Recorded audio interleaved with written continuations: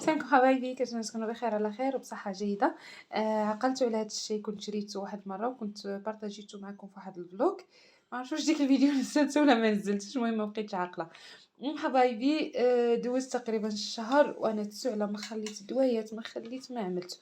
ونهار اللي تبارك الله شريت هاد اتاي هذا، هو راه ماشي غالي، وهو متوفر هنايا كاينه في تركيا، ولكن مقاديره راها متوفرة في كل بلاد.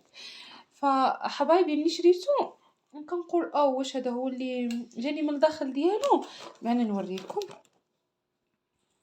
من الداخل ديالو على هذا الشكل هذا. فقلت هذا هو اللي زعما غادي الاخر عندك يكون فيه السكر، عندك ما عرف شنو. ملي عطيته للزوج ديالي انه يقرا، لقاه بانه فعلا ما فيهش السكر، فيه كل شيء طبيعي. وفعلا البنات كيما شربت من الكاس الاولاني حسيت شويه ولله الحمد.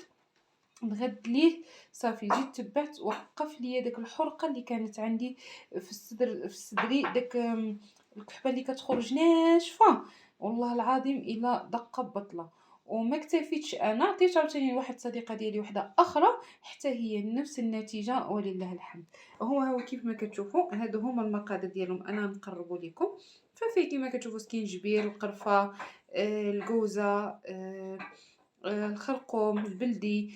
فيه يعني حاجات اللي هي طبيعيه. هاد النويمره هادي حتى هي فيه صراحه مفيد بزاف، وكنتمنى انكم تستعملوه لانه فعلا غادي يعالجكم ومفيد للصحه وللذات مع هاد البرد.